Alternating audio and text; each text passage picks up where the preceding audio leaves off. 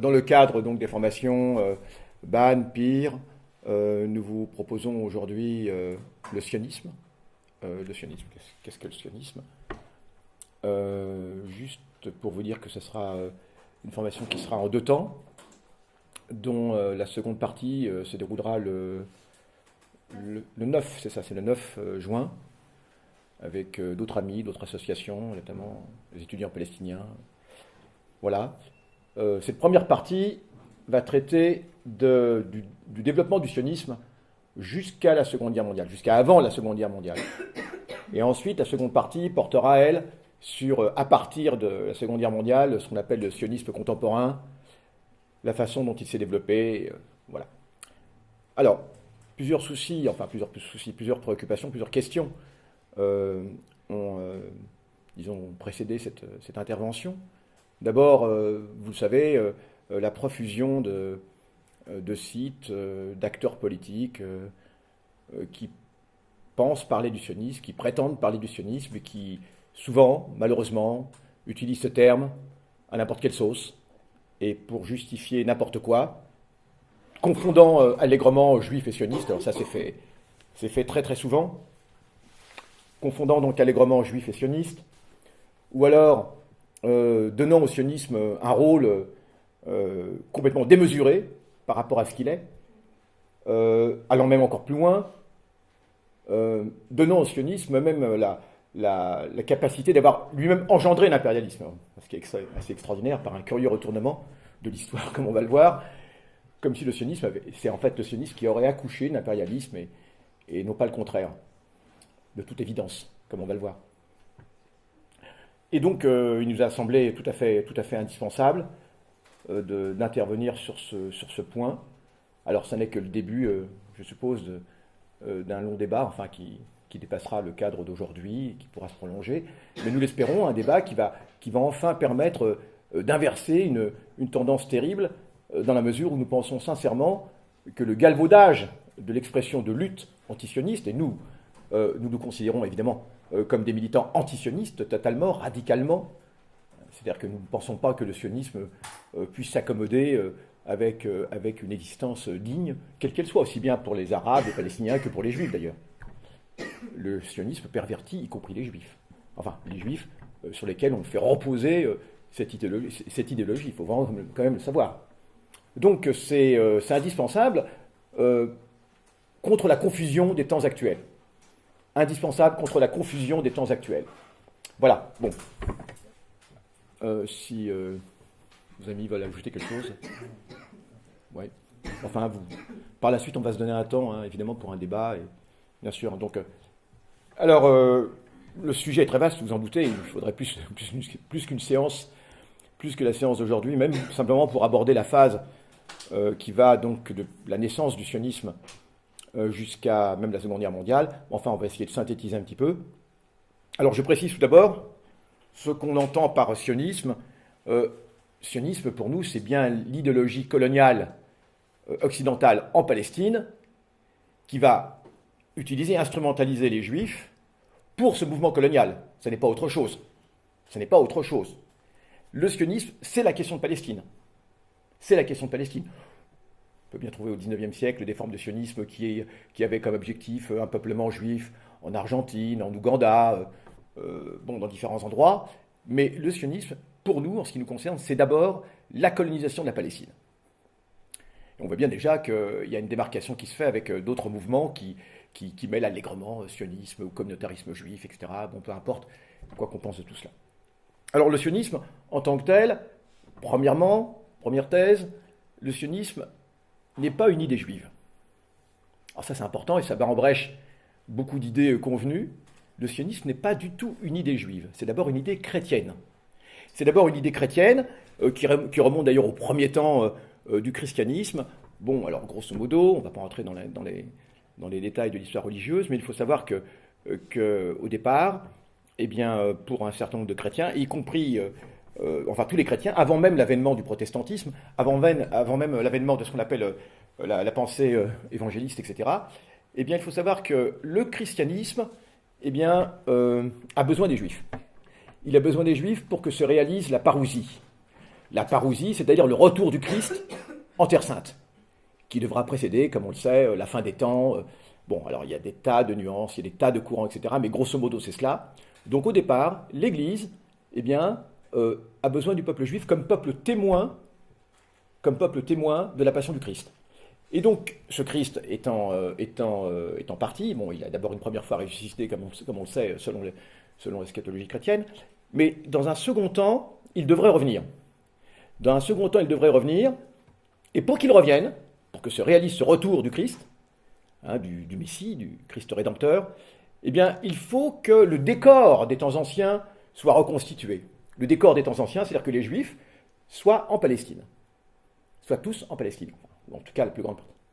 Or, je résume, il y a des tas de nuances, mais grosso modo, il est indispensable que tous ces Juifs soient réunis en Palestine pour qu'ensuite, eh bien, il y ait cette fameuse bataille finale, qu'on appelle la bataille d'Armageddon, où vont s'opposer les forces du bien et les forces du mal. Et à l'issue de cette bataille, eh bien, la plupart des Juifs, enfin les 2 tiers, évidemment, mourront, hein, et le tiers restant sera converti à la vraie religion. Voilà un petit peu le programme, le scénario qui était dessiné, auquel l'Église va s'attacher pendant longtemps. Au bout d'un temps, cette Église va abandonner ce scénario, elle va plus tellement y tenir, mais lorsque le protestantisme va apparaître, et le protestantisme, enfin, et toutes les formes, les variantes, etc., la pensée évangéliste, vont apparaître, eh bien, ils vont reprendre ce thème. Pourquoi ? D'abord par opposition au dogme central, catholique, désormais, pour marquer leur différence, pour marquer leur radicalité. Un mouvement qui apparaît se veut toujours plus radical. Donc eux, ils vont s'attacher, non pas à une lecture, on veut dire une lecture imagée de la Bible, mais une lecture réelle, une lecture concrète. Il faut absolument que se réalise, que tout cela soit réalisé, et qu'effectivement les Juifs soient réunis à nouveau en Palestine pour que le Christ puisse venir. Or, il y a des variantes, il y en a qui disent qu'il faut d'abord que le Christ revienne, ensuite les Juifs vont aller là-bas, en Palestine. D'autres, non, il faut d'abord que les Juifs soient là, etc.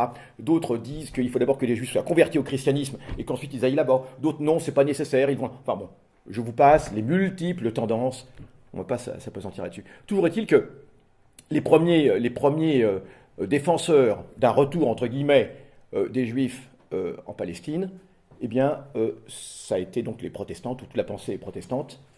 Et l'un des premiers même à l'avoir dit, à l'avoir proposé, en tant que chef d'État, eh bien, c'est un certain Oliver Cromwell.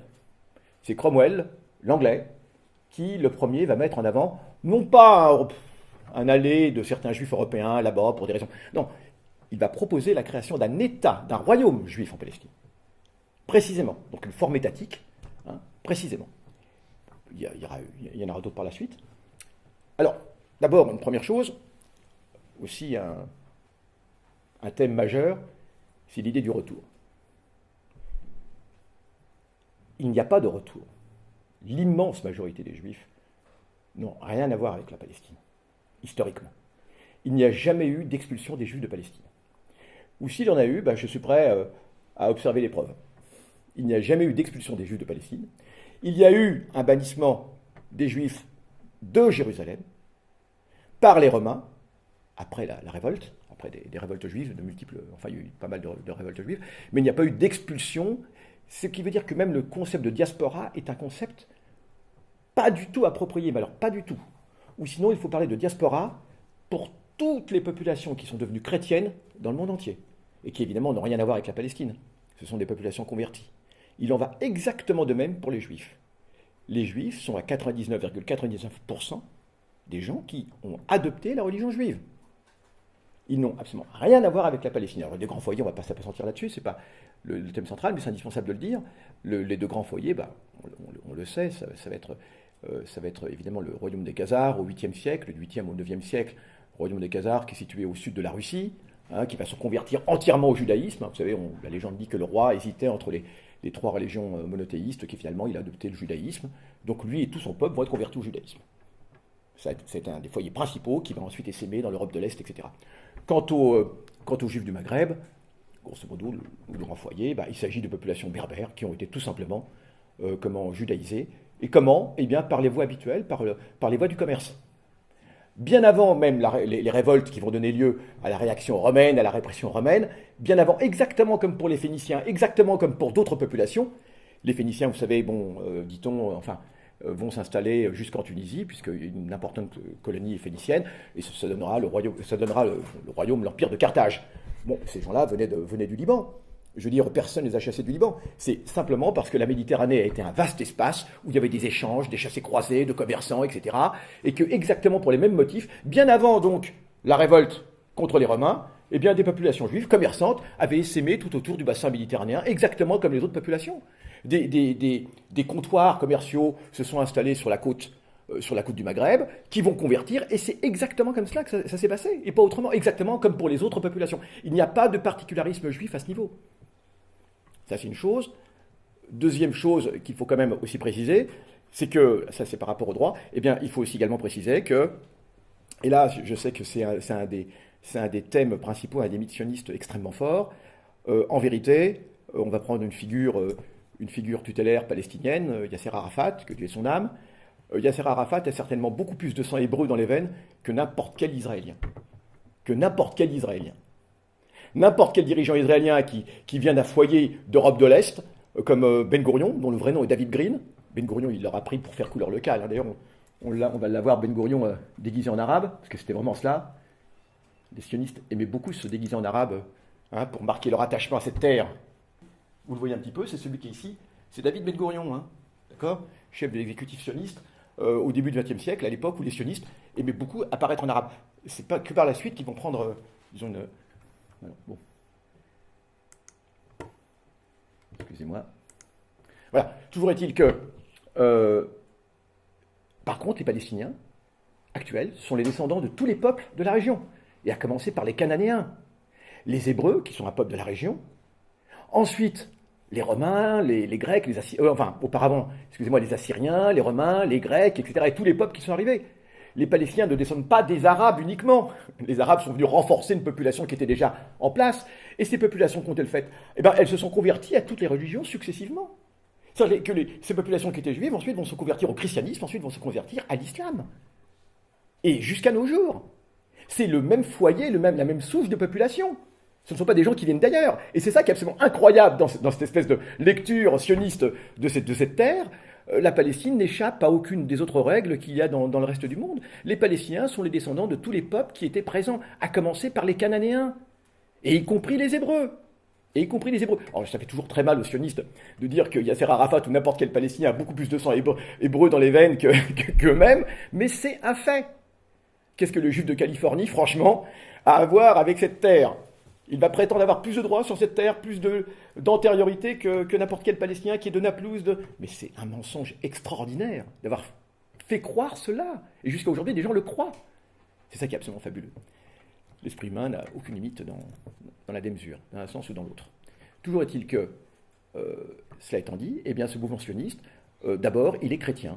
Donc j'ai parlé comment de Cromwell, j'ai parlé d'autres gens, et à partir de l'hérésie, ce qui était considéré comme une hérésie, l'hérésie protestante, à partir de ce moment-là, les évangélistes, les protestants, ne vont avoir de cesse que de reconstituer ce royaume d'Israël, qui est absolument nécessaire pour ce retour du Christ. Ça, c'est un premier sionisme qu'on pourra qualifier de sionisme chrétien, qui est toujours quand même en acte aujourd'hui. C'est pas de l'histoire, c'est pas du passé. Il faut quand même savoir qu'aujourd'hui, aux États-Unis, les églises, qu'on appelle sionistes chrétiennes, sont actuellement celles qui organisent le plus l'immigration vers la Palestine. Ce sont elles qui financent davantage l'immigration vers la Palestine que le gouvernement israélien lui-même.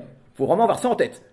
Chaque année, elles consacrent des fonds, des sommes considérables, parce qu'elles continuent à avoir cet espoir de reconstituer, notamment le fameux Jerry Falwell, qu'elles continuent à avoir l'espoir de reconstituer ce royaume d'Israël pour ce décor de la parousie. On les a vues très présentes, ces collectivités évangélistes, au moment de la guerre contre l'Irak, aux côtés de Bush, etc. C'est réel.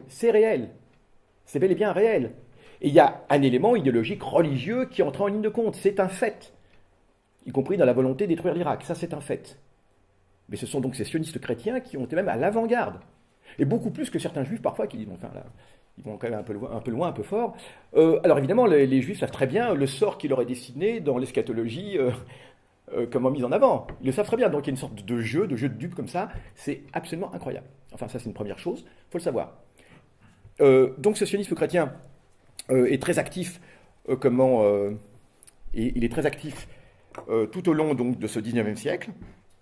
Et bon, alors, très rapidement, donc on en arrive rapidement au fameux Théodore Herzl. Herzl qui va en 1896 donc écrire son livre L'État des Juifs, non pas l'État juif, mais l'État des Juifs. La mauvaise traduction dit l'État juif, enfin c'est l'État des Juifs. Et il y a une nuance importante parce que c'est dans l'État juif, dans l'État des Juifs, il n'y a pas forcément que des Juifs, d'accord. Dans l'État juif, c'est uniquement des Juifs. Enfin, la nuance était indispensable. Donc toujours est-il que Herzl, vous le savez.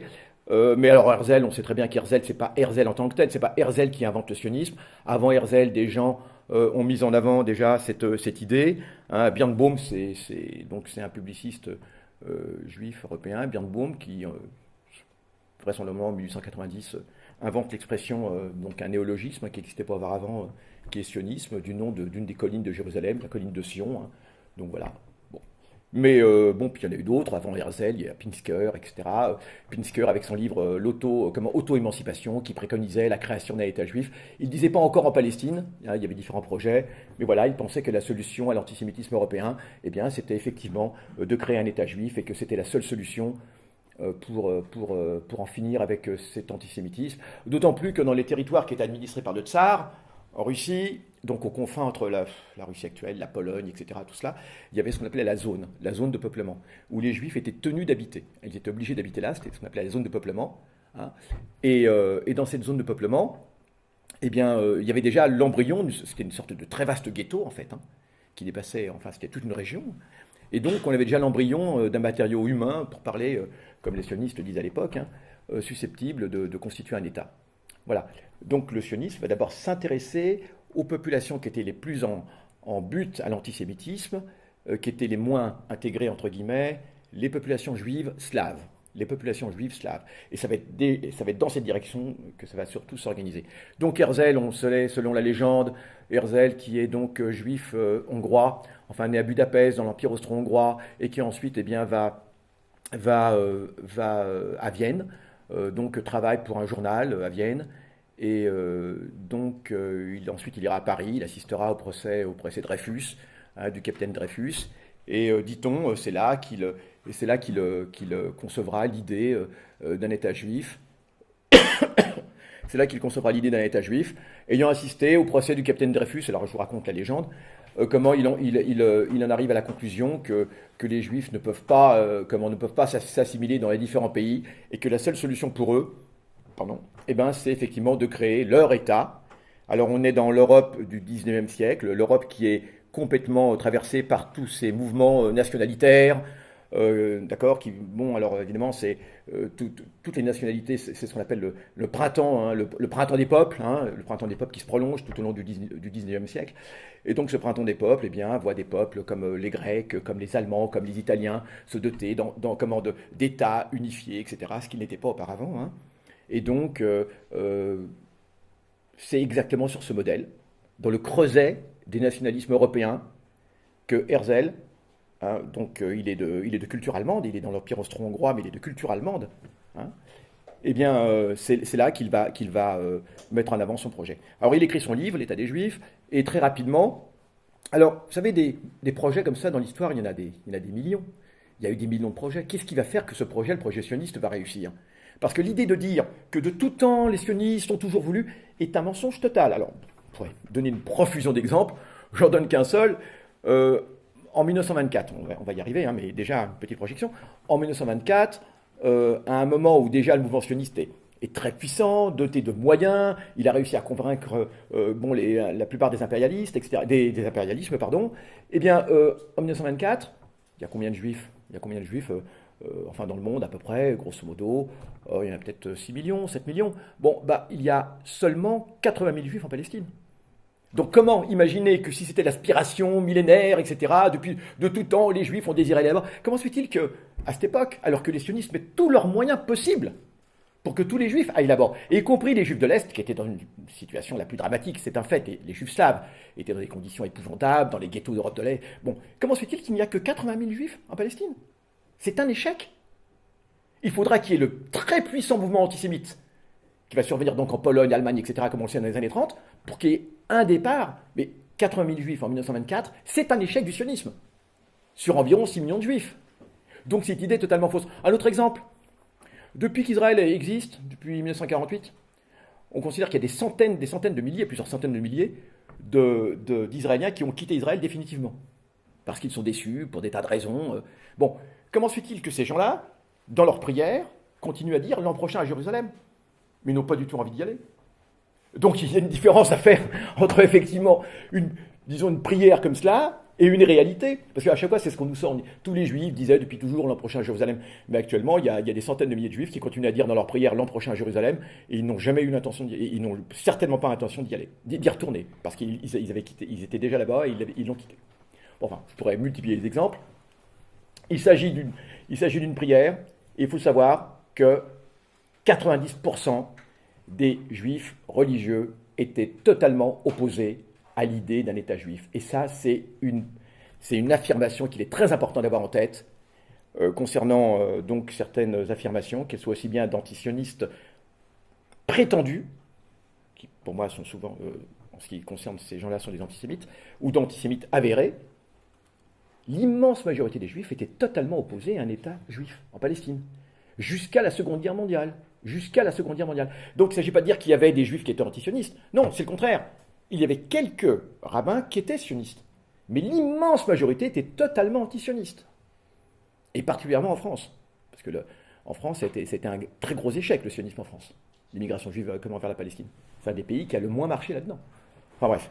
Toujours est-il que, qu'est-ce qui va donc permettre à ce projet de réussir? Ce projet va réussir, entre guillemets, parce qu'il va s'atteler aux différents impérialismes. Et là, j'en étais à Herzl, il est indispensable de parler de quelqu'un qui va être assez important dans le développement du sionisme. C'est quelqu'un qui s'appelle Eschler. Eschler, alors, il n'est pas seul, il y en a eu d'autres. William Eschler, qui est-il? C'est un chrétien, c'est un protestant. C'est un chrétien, c'est un protestant. Il fait justement partie de ces gens qui... alors, c'est ce qu'on appelle la pensée restaurationniste. On appelle ça la pensée restaurationniste parce qu'elle consiste à restaurer l'ancien royaume. Hein. Donc, tous ces gens-là qui sont partisans, donc ces chrétiens sionistes, on les appelle aussi les restaurationnistes. Alors lui, c'est un restaurationniste, William Eschler. Il est polyglotte, il est de double culture, britannique, germanique. Et il va jouer un grand rôle pour présenter Herzl à des personnages importants, à des diplomates, à des potentats, à des princes, etc. Et il va jouer un très très grand rôle pour faire que effectivement, ce qui était une idée, ce qui était un petit livre, l'État des Juifs, eh bien, devienne une réalité. Et donc, William Eschler, c'est important parce qu'il va vraiment conduire Herzl là où il le faut. Donc, on a vraiment là cette collusion entre les premiers sionistes et ces sionistes chrétiens. Et de ce point de vue, c'est vraiment une pensée occidentale.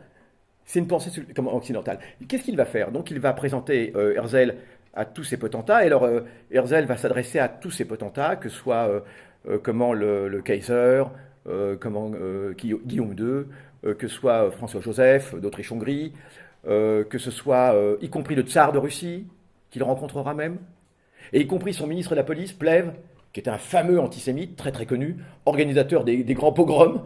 Et Herzl va rencontrer tous ces gens-là avec une même idée. Aidez-moi à sortir les Juifs d'Europe, et je vous garantis que ces Juifs ne vous embêteront plus comme révolutionnaires.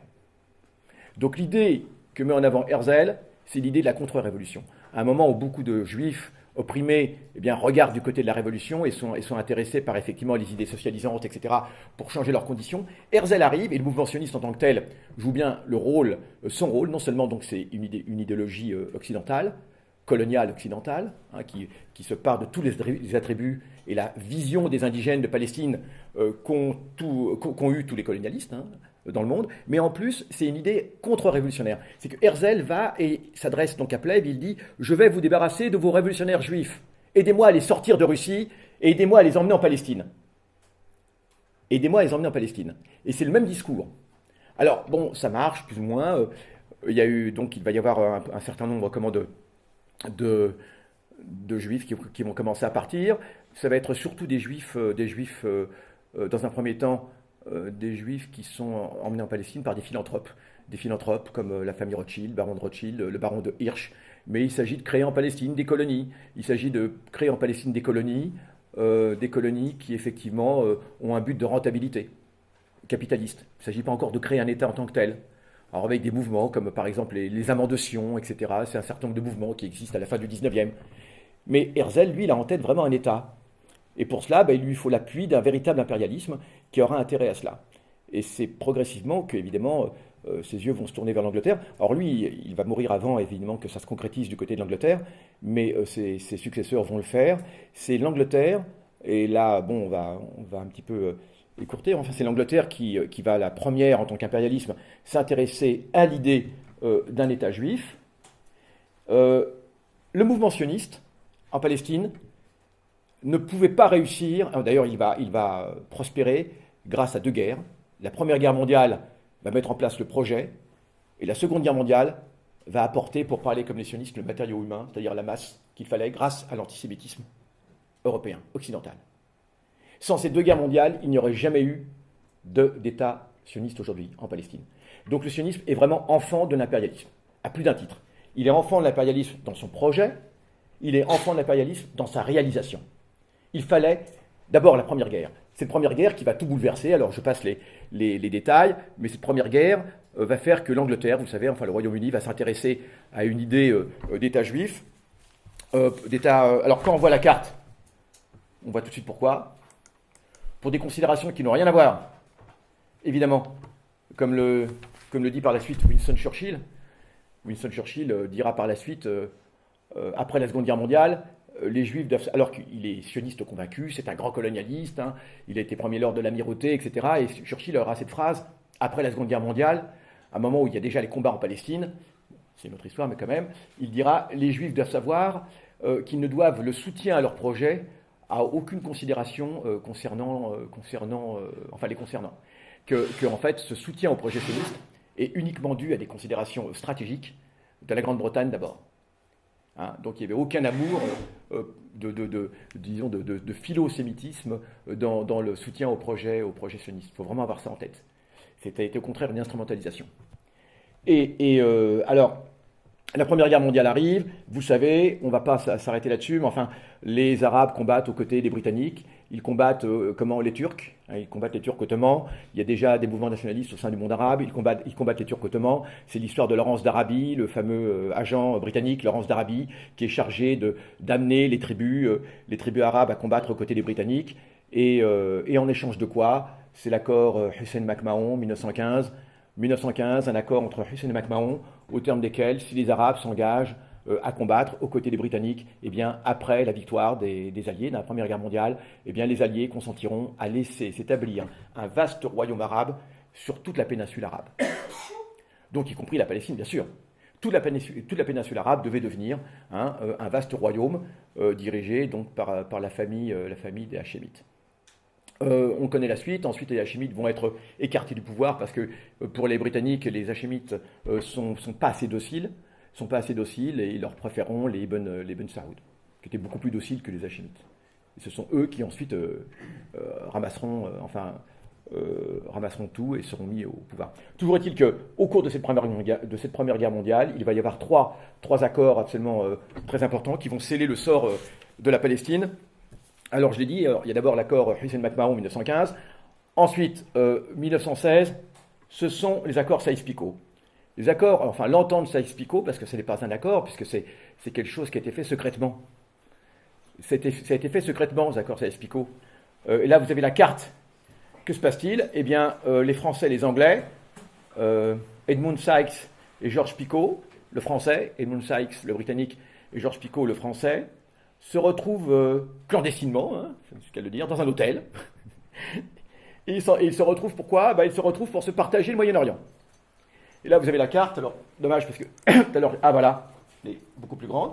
Et alors, ils ont un stylo, et enfin, ils ont un crayon bleu, ils ont un crayon rouge, enfin, ils ont différents crayons, ils ont une boîte de crayons de couleur avec eux, ils ont pensé à tout.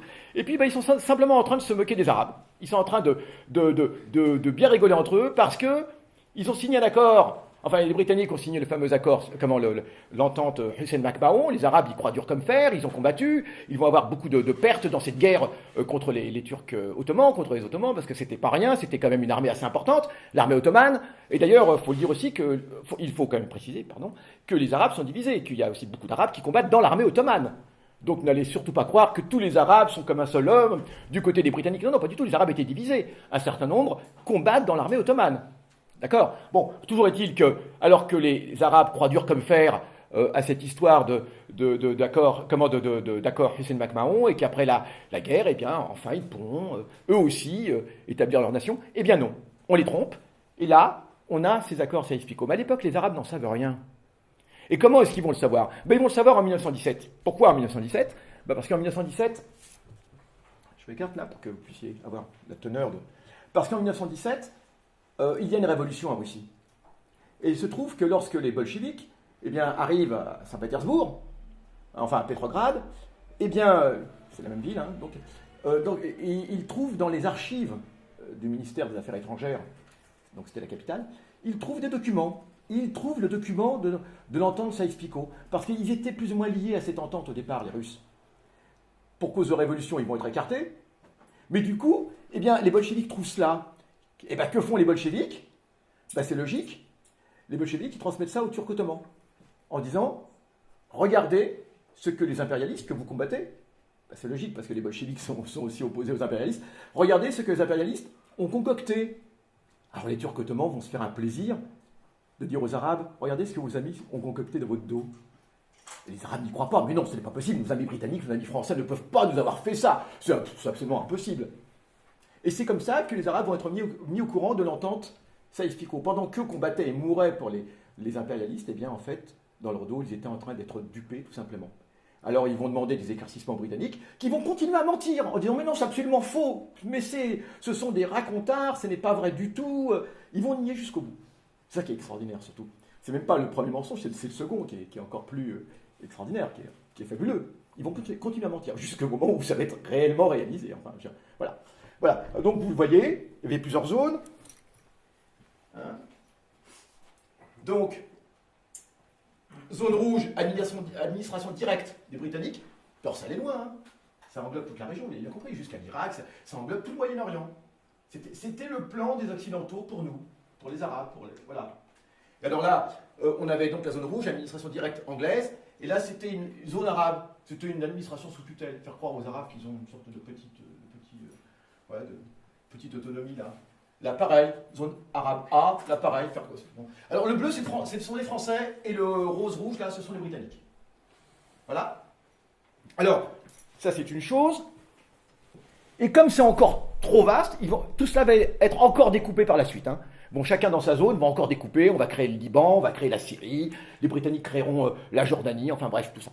Et ça, c'est une chose, ça, c'est les accords Sykes-Picot. Et ensuite, bien sûr, 1917, alors on a accord Hussein-Macmahon, comme accord Sykes-Picot, et ensuite la déclaration Balfour, la fameuse déclaration Balfour, qui date donc de l'automne 1917. Alors il faut savoir que cette déclaration Balfour a été en fait précédée par une tentative de déclaration Balfour, mais à la française, proposée par Cambon, un diplomate français, qui propose aux sionistes exactement la même chose que Balfour. Quelques mois auparavant, mais les Français vont se faire avoir. Mais ça aurait pu être les Français, il faut le savoir. Les deux impérialismes anglais, britanniques et français sont vraiment en grande concurrence. Donc finalement, les Britanniques ont convaincu davantage. Et alors, pourquoi la déclaration Balfour? Alors ce n'est pas dû au fait que les Juifs seraient surpuissants, alors comme on l'entend, et qu'ils auraient imposé, pas du tout. D'abord deux déterminants, on peut le dire.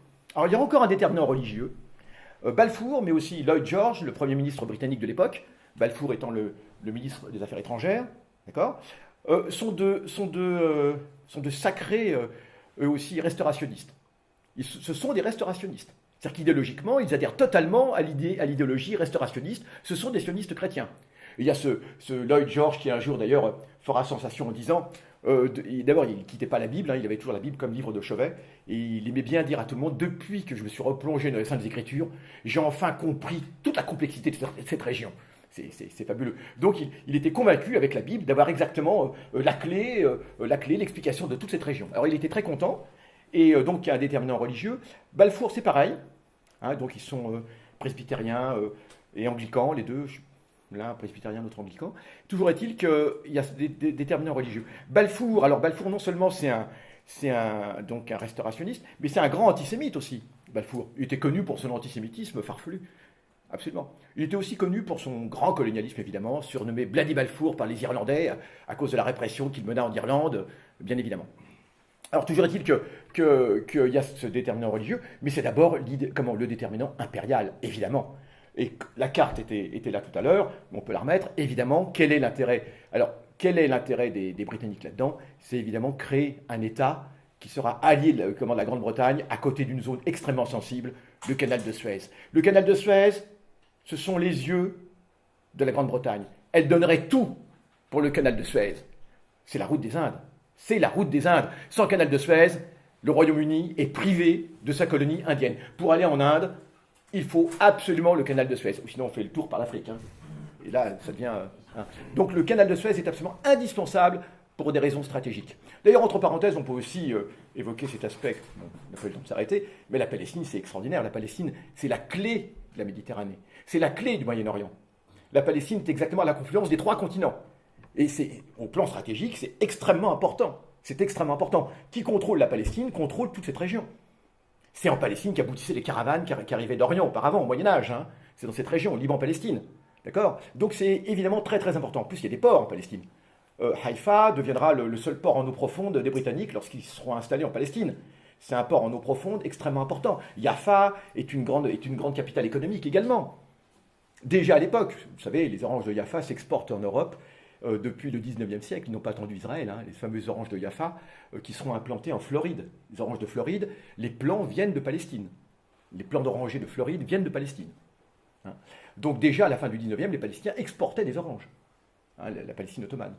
Vers l'Europe. Hein. Il y a des photos qui montrent, et voilà. Toujours est-il que les Britanniques, c'est le déterminant stratégique. Le déterminant stratégique, et puis aussi un autre déterminant, ils sont convaincus qu'en proposant un État juif, on est en 1917, l'année 17, c'est le tournant de la Première Guerre mondiale, c'est le grand tournant de la Première Guerre mondiale.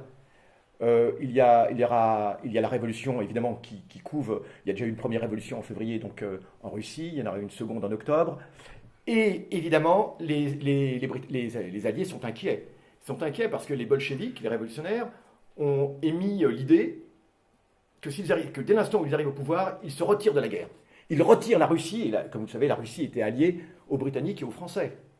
Or, si la Russie se désengage, la Russie devenue bolchevique, révolutionnaire, se désengage de la guerre, alors les Allemands, enfin les puissances continentales, les Allemands et les Autrichiens, ne seront plus pris en sandwich. Et donc, ça va permettre aux Allemands de rapatrier beaucoup de forces du front de l'Est vers l'Ouest. Donc, il est indispensable que l'effort des Soviétiques, enfin que les Russes restent dans la confrontation.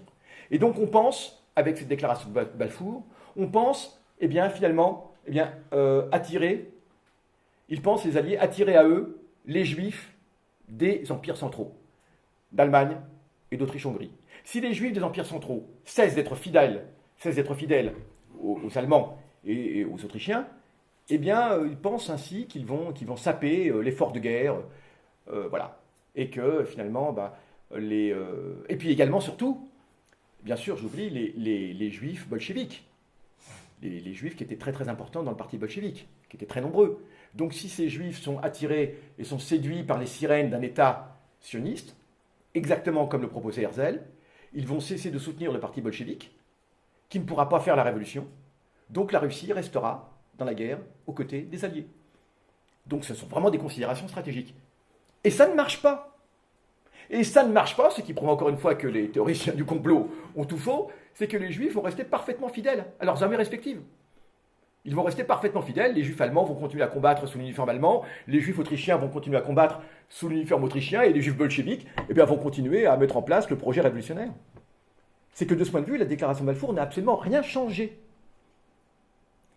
C'est important de le préciser. Là-dessus, les Français d'ailleurs voulaient la même chose, à peu de choses près, avec la déclaration Cambon, Jules Cambon, enfin Paul Cambon, son frère Jules. Paul Cambon, c'était la même chose, hein, c'était effectivement attirer à eux les Juifs par ce projet d'État sioniste. Bon, toujours est-il que la guerre se termine, les Arabes, c'est notre histoire, sont dupés, donc on leur partage leur pays, comme on l'a vu, et puis du coup, il va y avoir donc plusieurs actes. Bon, c'est pas la peine de s'arrêter dessus, mais enfin, il faut quand même le savoir. Il va donc y avoir plusieurs actes. Bon, dès la paix conclue, donc la conférence de la paix en 1919, donc à Paris, Versailles, etc. Ensuite, la conférence de San Remo, et puis la Société des Nations qui avalise l'établissement des mandats britanniques et mandats français. Mandats britanniques et mandats français sur toute cette région. Les Britanniques deviennent mandataires de la Palestine. Et là, ils mettent en application la déclaration de Balfour, c'est-à-dire permettre l'établissement d'un foyer national juif, mentant également sur les termes, puisqu'un foyer national juif, ils vont jouer sur les mots, ça n'est pas un État, disent-ils, c'est un foyer national. Il peut y avoir un foyer national sans que ce soit un État. C'est ce qu'ils vont répondre à chaque fois aux Arabes. Mais bien évidemment, personne n'y croit, et tout le monde sait bien que c'est d'un État dont il s'agit. Donc les Britanniques vont prendre possession, effectivement, ils vont prendre possession de cette région. Les Français, alors, regardez, il y a un premier découpage, qui est plutôt horizontal, et puis un second découpage, qui va être vertical. Dans leur zone, les Britanniques, Irak, Palestine, et les Français dans leur zone, ça va être Syrie, Liban. Donc deuxième découpage, les Français vont créer le Liban en arrachant le Liban à la Syrie.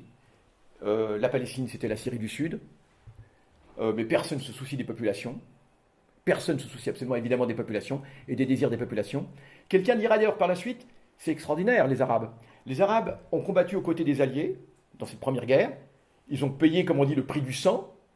Et ils vont être traités de façon pire encore que les Allemands, qui étaient les ennemis et qui ont été vaincus. L'Allemagne n'a pas été démantelée. Le monde arabe qui était allié des Britanniques a été démantelé. Ah évidemment, certains disent, qu'est-ce que ça veut dire là? On a l'impression de s'être fait duper. Mais non.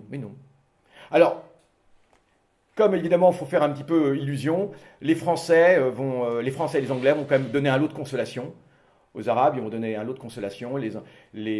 Dans un premier temps, les Alliés vont donc laisser s'établir un gouvernement arabe à Damas, sous la direction de Faisal, d'accord, un des fils donc, du shérif de la Mecque, Hussein. Et puis ensuite, comme les Français doivent prendre possession de la Syrie, on va chasser Faisal, on va l'envoyer dans les déserts d'abord, voilà, et puis on va lui donner l'Irak. Mais bon, c'est vraiment un royaume sous tutelle, on va le mettre sur le trône d'Irak. Et puis quant à Abdallah, l'autre fils du shérif de la Mecque, Hussein, lui, on va lui donner la Jordanie, enfin la Transjordanie à l'époque. On va créer l'émirat de Transjordanie, qu'on va arracher à la Palestine, et on va le mettre sur le trône de Transjordanie. C'est un lot de consolation également, mais totalement sous tutelle britannique. Et puis c'était aussi pour les Britanniques une façon aussi de réduire l'appétit des sionistes, parce que les sionistes à l'époque ont un appétit gigantesque, et voulaient également la Transjordanie. Ils ne voulaient pas se contenter d'ailleurs vous l'avez là, donc la Palestine mandataire, vous voyez, la Transjordanie, va être arraché par les Britanniques. Ils veulent en faire une grande base britannique, directe. D'accord? Et puis un État tampon aussi, avec l'Arabie. Et puis donc voilà, vous avez un petit peu ce projet de 1922, au moment où le mandat est avalisé par l'ONU, la Société des Nations. Alors, juste par rapport à ces mandats. Donc évidemment, il s'agit d'un déni de justice total. C'est totalement illégal. Le mandat, c'est une fiction. Ça a été inventé. Il n'y avait jamais eu d'histoire de mandat. D'abord, la Société des Nations vient d'être créée au lendemain de la Première Guerre mondiale. Les États-Unis, comme vous le savez, n'en font pas partie. Et puis, il y a eu cette histoire de droit des peuples à disposer d'eux-mêmes. Les 14 points du président des États-Unis, Wilson, qui dit voilà, tous les peuples ont droit à l'autodétermination, etc. Et les Arabes ont vraiment cru que ça les concernait également. Si, C'est toujours sourire, ce genre de choses, quand les Arabes pensent que que les bonnes choses les concernent. Non, les mauvaises choses qui les concernent. Donc les Arabes leur disent, mais nous aussi alors. Non, non, pas vous, c'est autre chose. Donc toujours est-il que le droit des peuples à disposer d'eux-mêmes, ben, ils y croyaient vraiment, et bien non. Eh bien non. En fait, quand Wilson même parle de droit des peuples à disposer d'eux-mêmes, il pensait uniquement aux prochains États en Europe centrale, histoire de mettre un petit peu d'ordre dans tout cela. Là, hein. C'est là que la Tchécoslovaquie va être créée. Bon, et par la suite, la Yougoslavie va être créée également. Bon, ces nouveaux États qui vont être créés sur les décombres de tous ces empires centraux. Mais ça ne concerne pas les Arabes, ce droit des peuples à disposer d'eux-mêmes. D'ailleurs, Wilson aussi était un grand colonialiste. Hein. C'était pas non plus un ami des peuples. Donc, toujours est-il que là-dessus, la Société des Nations qui vient d'être créée avalise les mandats. Et bien sûr, c'est un déni total de justice qui va totalement à l'encontre de tout ce qui était mis en avant, les promesses de l'après-première guerre mondiale, un nouvel ordre mondial, etc. Et ce qui est extraordinaire, c'est que les sionistes osent se prévaloir de ce mandat, de ce système des mandats. Alors, il faut savoir également que parmi les mandats, on va donner des mandats, vous savez à qui? À l'Afrique du Sud. L'Afrique du Sud aussi va avoir des mandats, mais alors sur des colonies africaines. La Namibie, par exemple. Bien, l'Afrique du Sud, qui est déjà un État colonial, raciste et tout ce qu'on veut, comme tous les États coloniaux, eh bien, va hériter aussi du mandat sur la Namibie et les ex-colonies allemandes. Hein, donc c'est l'Afrique du Sud qui va hériter de tout ce qui était le domaine colonial allemand, le petit domaine colonial allemand. Et toujours est-il que, pour vous dire dans quel esprit ces mandats se font, du coup, les Palestiniens se retrouvent à devoir supporter tout cela. Alors, le mouvement sioniste, on l'a vu, est un mouvement qui est né vraiment dans le creuset européen, dans le mouvement des nationalismes européens, qui est complètement imbibé de toute la vision, la vision péjorative, la vision raciste sur ces peuples indigènes, qui sont des peuples évidemment pas civilisés, etc. Mais il y a une nuance avec le colonialisme classique. Une grande nuance, c'est que le colonialisme en Palestine n'est pas un colonialisme classique. C'est un colonialisme de peuplement et même de refoulement. Parce qu'avant de peupler, il faut d'abord refouler la population indigène. Et de ce point de vue, le sionisme est un colonialisme de peuplement, de refoulement, totalement comparable à ce qu'on pourrait appeler l'américanisme. En quelque sorte, c'est Elias Sambar, l'historien palestinien, qui utilise cette expression, et qui est bien trouvée. Il existe une idéologie américaniste. La façon dont les Indiens ont été traités en Amérique du Nord est totalement similaire à celle dont avec laquelle les Palestiniens ont été traités. C'est-à-dire qu'il s'agit d'abord de refouler et ensuite de peupler. Avec encore cette nuance qu'il peut y avoir entre la Palestine et l'Amérique amérindienne, c'est que, il ne s'agit pas d'établir pour moi de valeur entre le peuplement indien, amérindien et le peuplement en Palestine. Mais ce qui se passe en Palestine et ce qui va être ressenti, c'est que les Palestiniens, finalement, avaient un mode de vie qui n'était pas si éloigné que cela de l'Occident. Enfin, je m'explique. La Palestine n'était pas du tout cette terre marécageuse dont on parlait. C'était une terre où il y a des villes. On ne parle jamais des villes en Palestine. Mais c'est une terre où il y a des villes très importantes. Des villes très importantes. Ce ne sont pas des petites villes. Yafa, Haïfa, Raqqa, ce sont des villes importantes qui connaissent l'Occident aussi bien que les Occidentaux. D'ailleurs, il y a des photographies qui sont tout à fait étonnantes de l'entre-deux-guerres. On voit des familles de la bourgeoisie palestinienne, mais qui sont absolument très très proches, même dans leur mode de vie, d'autres Occidentaux. Donc ce que je veux dire, c'est que ce qui va être particulier à la Palestine, c'est qu'au moment où une bourgeoisie palestinienne se constitue, une bourgeoisie arabe en général, hein, en termes de classe, au moment où une bourgeoisie palestinienne, une bourgeoisie arabe, au début du XXe siècle, eh bien, aspire, comme toutes les bourgeoisies du monde d'ailleurs, à prendre les rênes d'États nationaux et à jouer leur rôle de bourgeoisie, quoi qu'on en pense, c'est à ce moment-là qu'un mouvement sioniste arrive et dit « dégagez de là, c'est nous ». Vous voyez ce que je veux dire? C'est que on n'a pas affaire à des populations. La différence en termes de socio-technique, on va dire, entre les Palestiniens et les sionistes qui arrivent, n'est pas si grande que cela. Elle n'est pas du tout si grande que cela. Il y avait en Palestine, d'ailleurs on va le voir, il y a des tas de photos qui vous le montrent, notamment dans l'excellent livre de Khalidi, Avant leur diaspora, livre de photos qui est extraordinaire. Et on le voit bien en Palestine, dans les années 20, des années 30, il y a des écoles professionnelles, il y a des clubs de foot, il y a tout cela. C'est-à-dire qu'on n'a pas affaire à des populations, à quelques vagues bédouins, comme on l'a voulu. Quoique les bédouins ont parfaitement le droit d'être vagues bédouins, de toute façon. Hein, la question n'est pas là. Mais ce que je veux dire, c'est qu'on a accentué cet aspect pour montrer le mouvement sioniste comme étant un mouvement de modernité, cette fameuse modernité, ce qui ne serait pas du tout une justification, on est bien d'accord, hein. Mais ce que je veux dire, c'est que c'est ce qui va être ressenti comme d'autant plus terrible par la bourgeoisie palestinienne, mais aussi les autres catégories de population. Et il va y avoir donc cette union contre le projet sioniste aussi, à cause de cela. D'accord? Alors, toujours est-il que c'est l'établissement du mandat. Donc le sionisme a ça de particulier que c'est un mouvement colonialiste de peuplement qui doit refouler. Et il a un problème, c'est qu'il manque de matériaux humains. Il n'y a pas assez de colons. La disproportion est énorme. La disproportion est énorme. Il y a environ 80 000 en 1924. Hein. On va dire il y a 80 000 colons sionistes en Palestine. Il y a 80 000 colons sionistes en Palestine. Il y a 600 000 Palestiniens. Il y a 600 000 Palestiniens. Donc le fameux slogan « Une terre sans peuple pour un peuple sans terre », ça fait doucement sourire. Cette terre est bel et bien peuplée. Et Herzl n'a pas voulu voir qu'elle était peuplée. C'est assez intéressant, d'ailleurs, c'est dit par tout le monde. Il refusait de voir cela, parce que pour lui, l'arabe était à éliminer exactement comme... repoussé, mais c'est même pas... Il n'y a même pas ce côté haineux, à la limite, c'est simplement les arabes étaient comme les ronces, comme les rochers, les pierres. Il faut les écarter, simplement. Est-ce que vous avez de la haine contre la fourmi que vous écrasez? Même pas? Vous l'écrasez comme ça? Ben, c'est exactement pareil pour les arabes. Donc on ne peut même pas parler de haine. La haine, quelque part, ça humanise.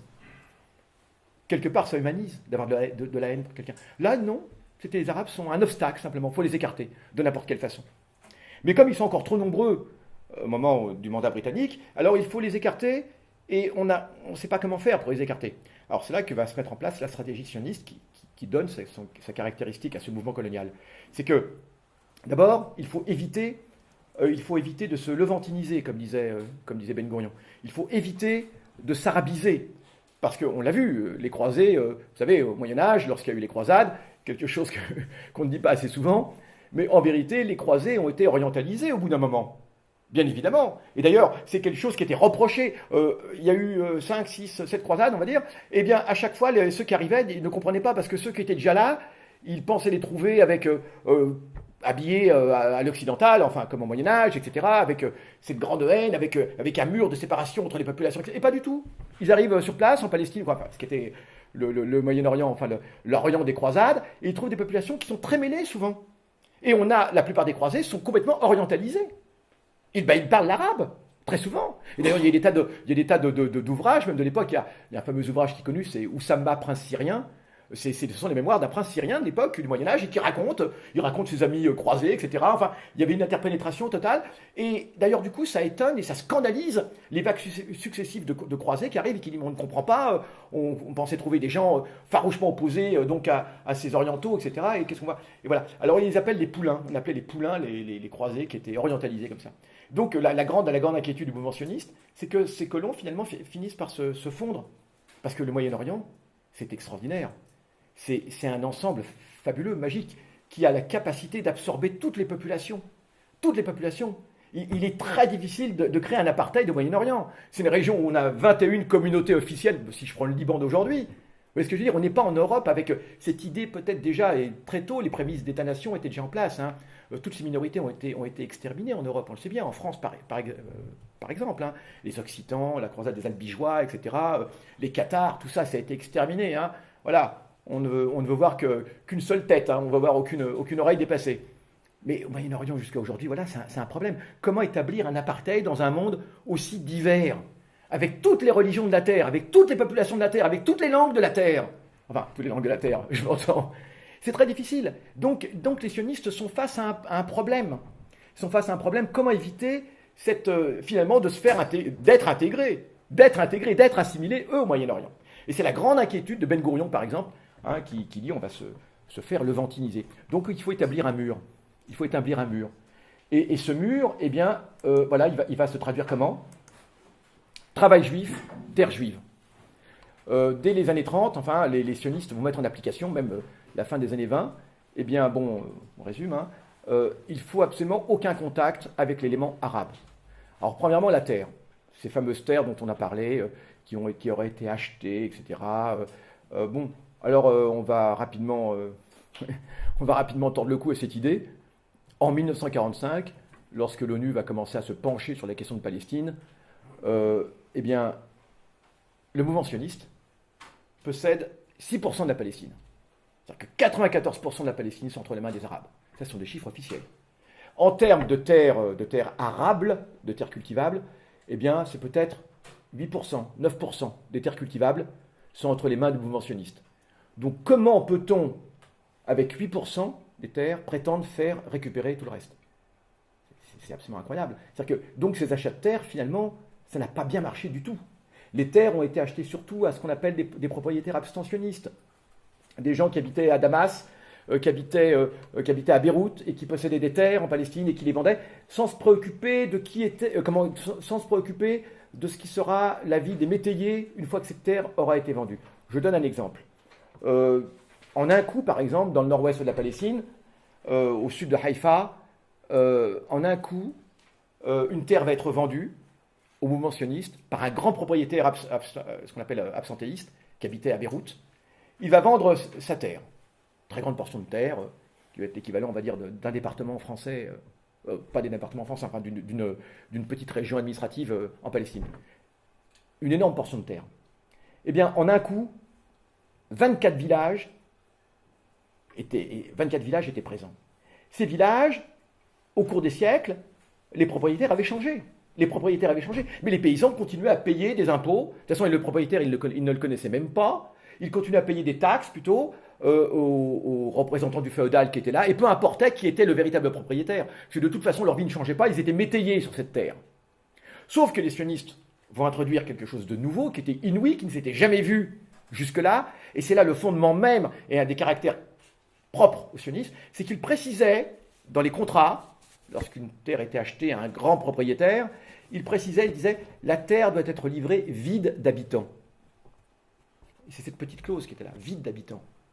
Et c'est ça qui va tout changer.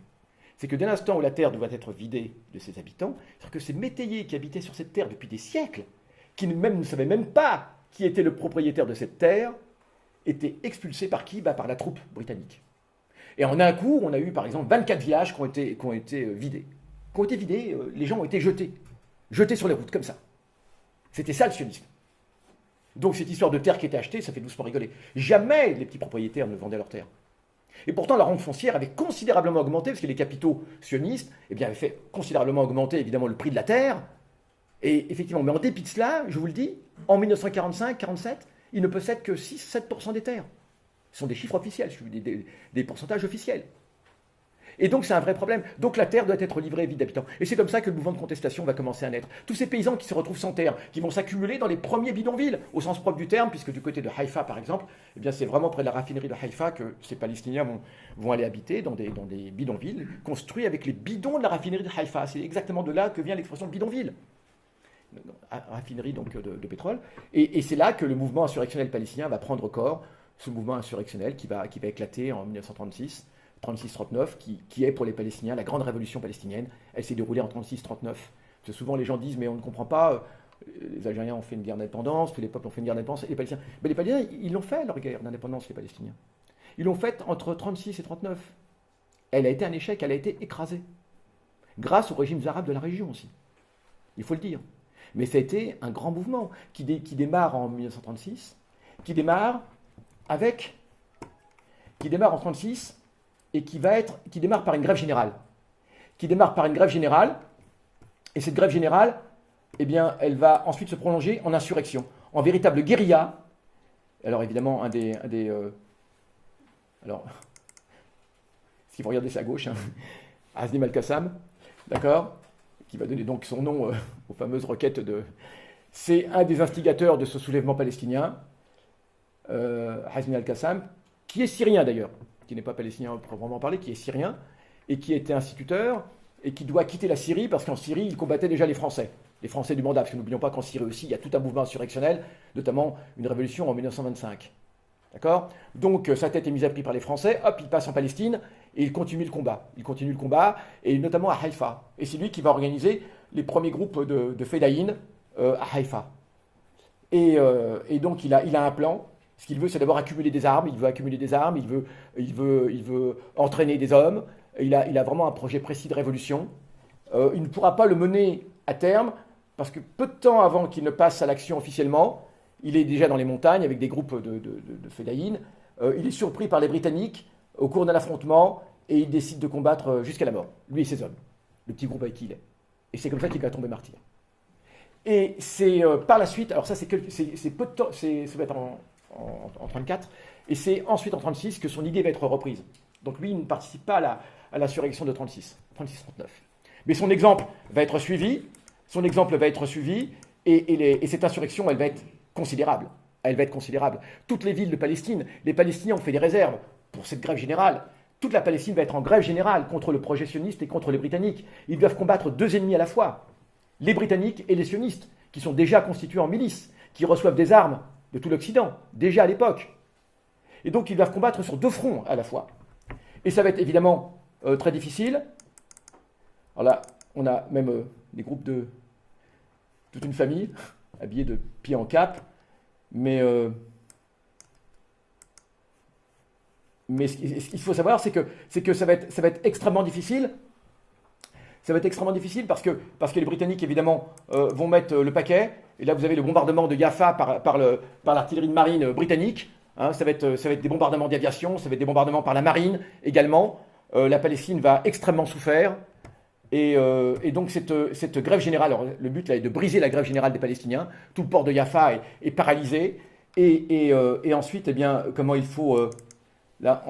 voilà. Alors, il y a aussi des manifestations de rue, alors très violemment réprimées. Là, vous avez une manifestation de rue qui est très, très violemment réprimée, donc la photo n'est pas terrible, mais vous le voyez, les Britanniques vraiment matraquent et à tout va, et ne font pas dans le détail.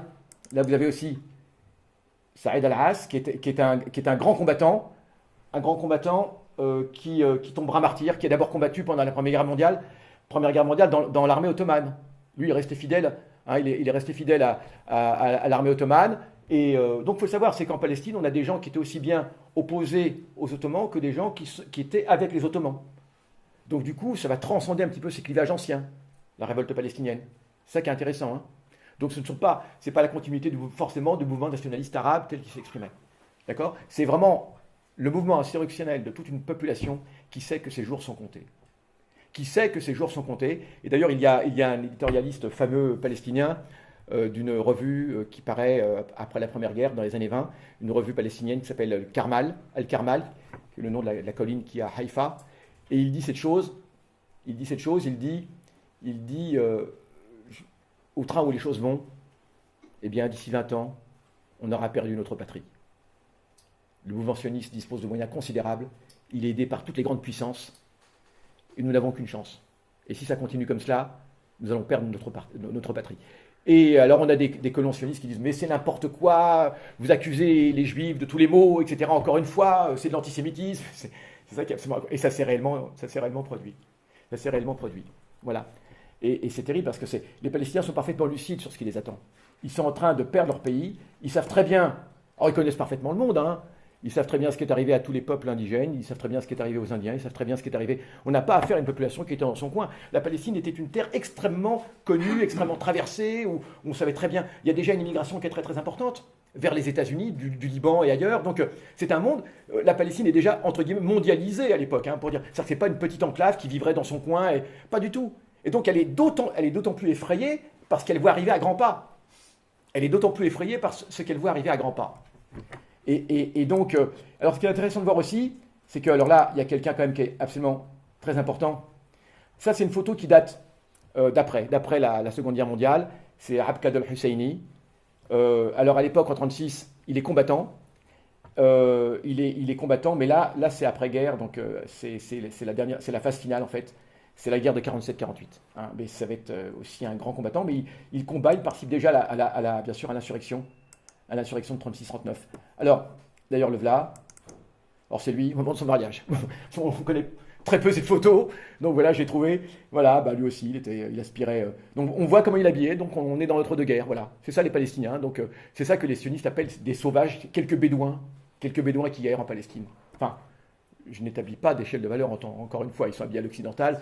J'en fais pas un critère de droit à la vie ou pas, hein, par rapport aux Indiens. La question n'est pas là. Mais ce que je veux dire, c'est que cette bourgeoisie palestinienne, lui, il fait partie de la bourgeoisie palestinienne, hein, eh bien, elle est aussi liée. Donc il y a un sort commun. C'est toute une société qui va disparaître. Donc l'argument sioniste disant qu'ils apportaient là-bas la révolution, comment le développement, etc., est un mensonge total. Les Palestiniens n'avaient absolument pas besoin des sionistes pour se développer. Si tant est que ce soit un argument, évidemment, ça n'en est pas un. Voilà. Toujours est-il que c'est comme ça que les sionistes vont pouvoir prospérer à l'ombre de l'Empire britannique, et pas autrement. C'est un mouvement qui n'a pu prospérer que grâce au colonialisme occidental, tous les colonialismes, et même avec tout cela, je le dis et je le répète, ça a été un échec. Et c'est vraiment à partir de la fin des années 30 que les sionistes vont commencer. Alors au niveau des chiffres, c'est intéressant. Habituellement, donc il y a plusieurs alias, ça veut dire enfin, les aliotes au pluriel. Enfin, ce sont les arrivées d'immigrants juifs. On appelle ça donc des aliotes, enfin une alia des aliotes.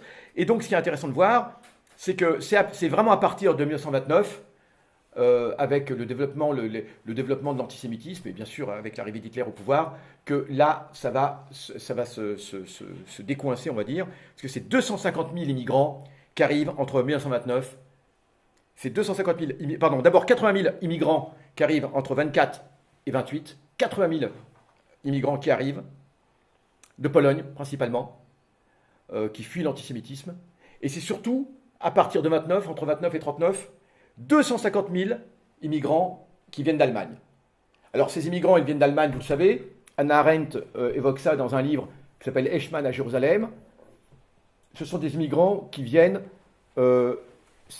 alors, d'abord, au départ, ils viennent d'eux-mêmes parce qu'ils fuient l'antisémitisme, mais ensuite, une partie d'entre eux vont venir à la suite d'un accord qu'il va y avoir entre le gouvernement allemand, donc hitlérien, et l'exécutif sioniste. D'accord? C'est un accord qu'on appelle l'accord d'Avara. Avara, ça veut dire transfert en hébreu. Et le but était de transférer 500 000 juifs allemands vers la Palestine. Alors, ça ne pourra pas être réalisé. Une partie seulement seront transférés.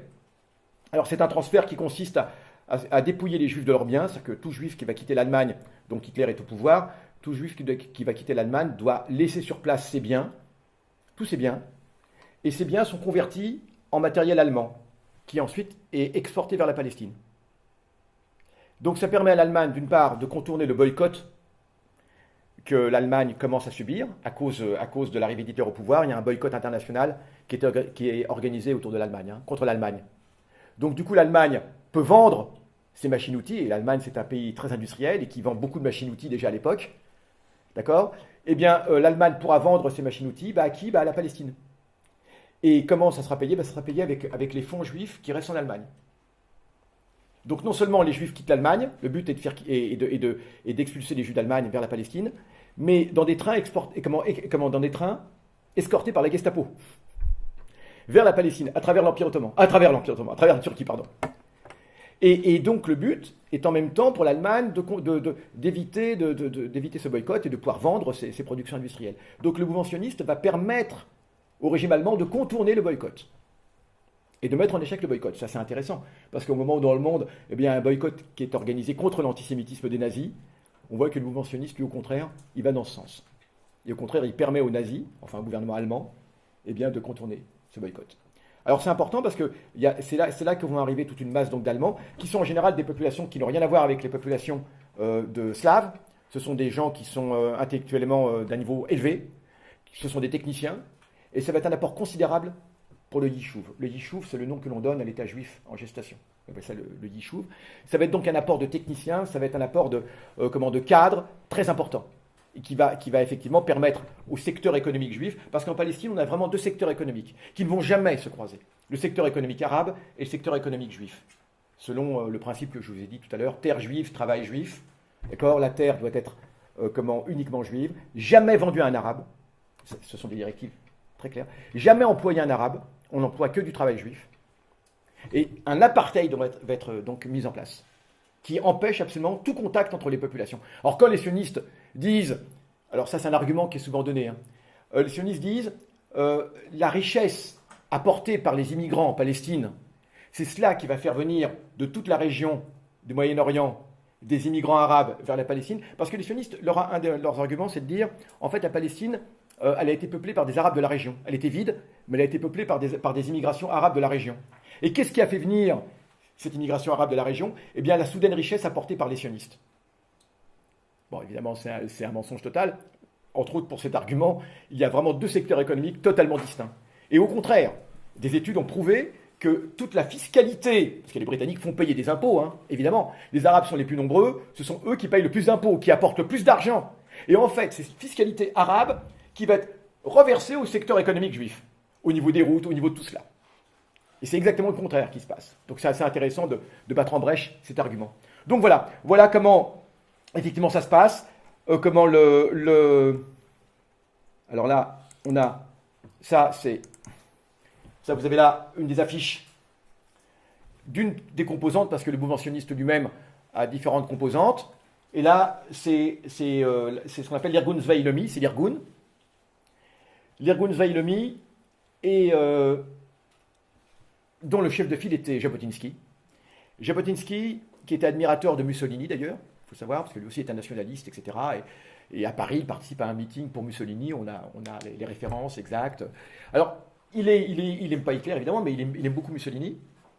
Et donc, du coup, eh bien, lui, il est contre le retrait de la Transjordanie de la Palestine. Lui, il revendiquait tout. Palestine, cisjordanienne, enfin de l'autre côté du Jourdain, et la Palestine transjordanienne, d'accord, le côté est du Jourdain. Il revendiquait la grande Palestine historique. Et donc, il est opposé aux Britanniques. Il est opposé absolument aux Britanniques à cause de cela. Hein, donc là, c'est une de ses affiches de propagande, avec le fusil. Donc voilà, c'est pour montrer les aspirations pacifiques du mouvement sioniste en Palestine. Là, on est dans l'entre-deux-guerres. C'est toujours intéressant d'avoir ça en tête, parce que, voilà. Alors, on a aussi... Voilà.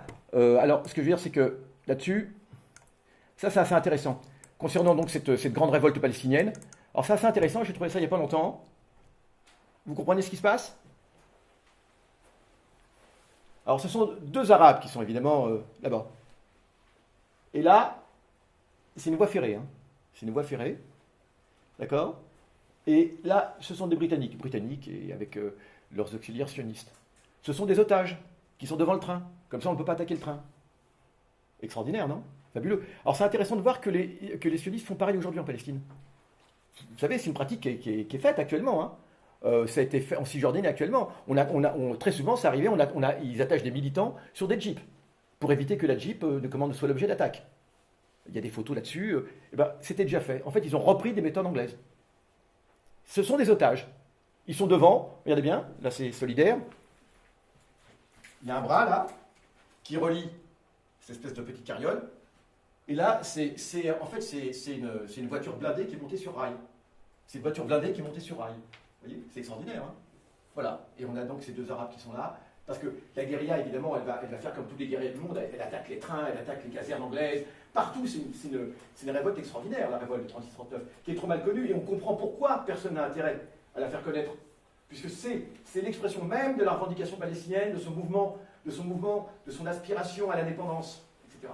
Et c'est uniquement parce qu'il a été brisé que l'État d'Israël a pu se créer. Et ce n'est pas parce que... D'ailleurs, les principaux chefs de cette rébellion, alors, il y a des partis qui existent, les Palestiniens avaient une vie politique très importante, il y avait le parti de l'Istiklal, il y avait le parti de l'unité, etc. Et donc il faut savoir que les principaux dirigeants vont être arrêtés, vont être pendus, vont être mis en prison, et la plupart d'entre eux vont passer la Seconde Guerre mondiale dans des camps aux îles Seychelles, dans des camps de concentration aux îles Seychelles. Il y a des photos. On va les envoyer là-bas. Ils vont passer toute la Seconde Guerre mondiale dans des camps aux îles Seychelles, et c'est ce qui fait qu'après la Seconde Guerre mondiale, mais c'est une autre histoire, on verra ça plus tard, et bien c'est ce qui fait qu'après la Seconde Guerre mondiale, et bien effectivement, les Palestiniens se retrouvent complètement décapités en termes politiques. Toute la direction a été décapitée réellement. Le grand Moufti, on le connaît, il a dû fuir. Alors le grand Moufti, alors ça c'est intéressant, juste un petit mot sur le grand Moufti qui fait couler beaucoup d'encre du côté des sionistes, puisque c'est soi-disant la preuve de l'alliance entre les nazis et les Arabes. Le grand Moufti, lui, c'est un dignitaire qui au départ est pro-anglais. Il est totalement pro-anglais, il croit aux Anglais. D'ailleurs, les Anglais, ce sont eux qui ont créé la charge de grand Moufti qui n'a jamais existé. Hein. En Palestine, elle n'existait pas, la charge de grand Moufti. Hein, c'est comme certains imams autoproclamés en France actuellement, que ce soit dans la banlieue parisienne ou du côté de Marseille, se voient dotés de Moufti de Marseille. J'ai appris ça qu'il y avait un Moufti de Marseille, c'est ça, non? Et puis j'ai appris aussi qu'à Drancy aussi, il y a un certain imam qui... Bon, c'est une méthode qui est ancienne, hein. On invente une charge comme ça. Alors, le grand Moufti, au départ, c'est un dignitaire, donc il est pro-anglais, il n'y a aucun problème, sans complexe. Et quand il va se rendre compte de ce que l'Angleterre fait réellement, donc il va changer totalement d'opinion. Il va se retourner contre les Britanniques.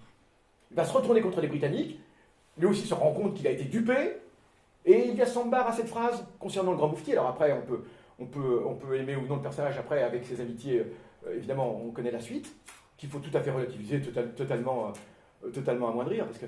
Mais toujours est-il qu'il a cette phrase, Elias Sambar, le grand moufti, vous savez, doit quitter la Palestine. Sa tête est mise à prix. Tous les dirigeants arabes ont été arrêtés. Les Anglais le pourchassent. Et il sait le sort qu'il risque de subir, c'est la pendaison, tout simplement. Donc évidemment, il s'enfuit. Il réussit à s'enfuir et à passer en Syrie.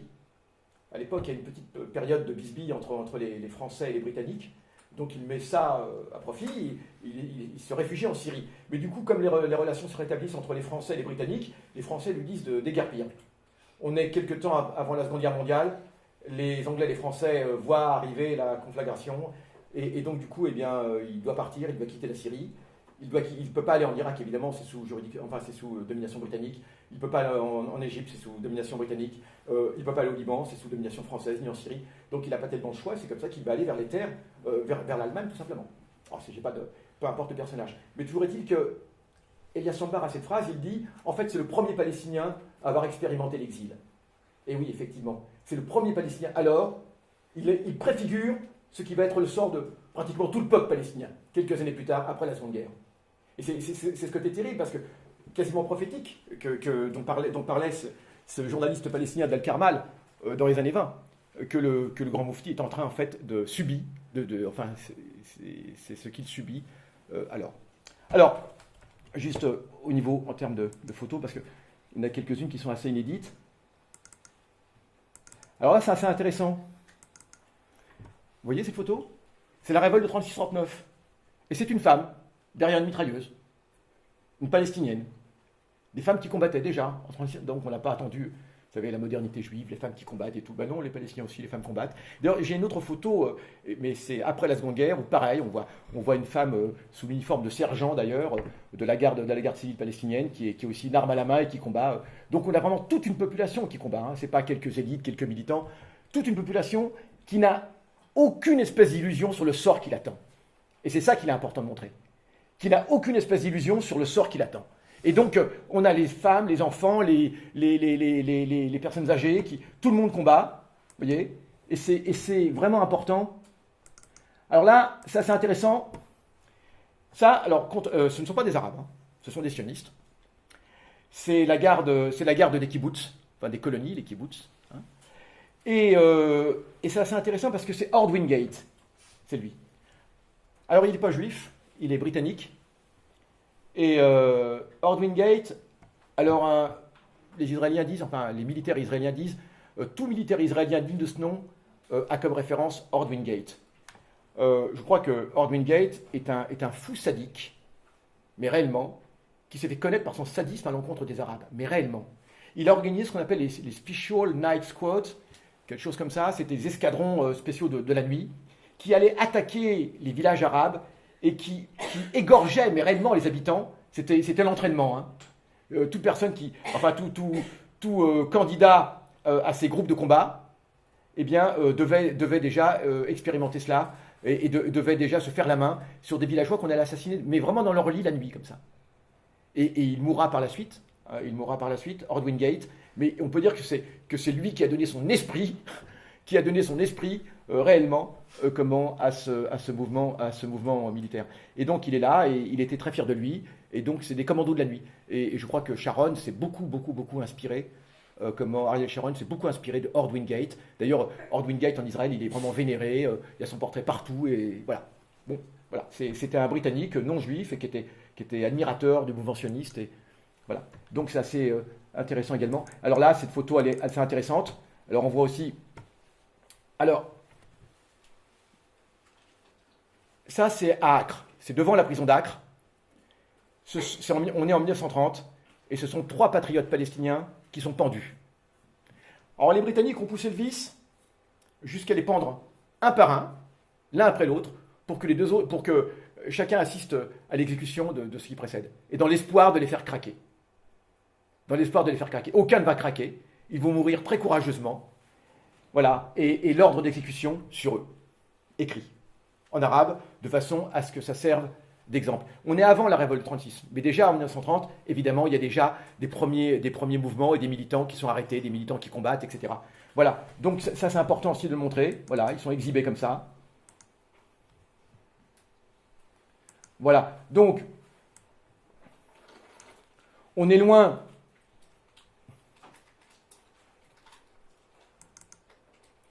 Là, ce sont des prisonniers arabes lors de cette révolte. Regardez, qui sont attachés par la main comme ça. Et ce sont des photos assez émouvantes parce qu'il y a très peu de choses qui ont été faites sur cette révolte de 36-39. Et elle est vraiment déterminante. C'est que le mouvement sioniste prétend toujours qu'il se serait installé finalement, bon, puis grosso modo. Non. Ça a été au prix de l'écrasement de tout un peuple, avant et après la Seconde Guerre mondiale. Et je le dis aussi parce que souvent, on entend dire, y compris chez les nôtres, y compris chez les nôtres, on entend dire, oui, mais les Palestiniens, pourquoi? Non, pas du tout, les Palestiniens. C'est un combat qui dure depuis plus d'un siècle. Et qui n'a jamais cessé jusqu'à aujourd'hui. Alors ça, c'est un passeport palestinien. Alors, passeport palestinien, alors ça fait toujours plaisir de voir le mot Palestine comme ça sur un passeport. Mais c'est britannique, évidemment. C'est la Palestine britannique, la Palestine mandataire.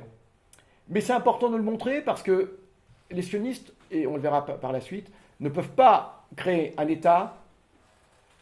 Ils n'ont pu créer l'État, et là on est aussi devant un déni de justice total, il y a des juristes qui devraient se pencher sur ce cas, c'est qu'en fait, d'un point de vue juridique, on ne peut pas créer un État, on peut créer un État qu'en abolissant un autre État qui existait déjà. Mais juridiquement, il y a un problème. Le mandat sur la Palestine des Britanniques était un mandat ça devait durer 20 ans. Le mandat est mis en place en 1922. Sur une période de 20 ans, que dit le mandat? Que dit le règlement des mandats? Les Britanniques vont administrer cette terre, comme les Français d'ailleurs en Syrie et au Liban. C'était le même mandat. Bon.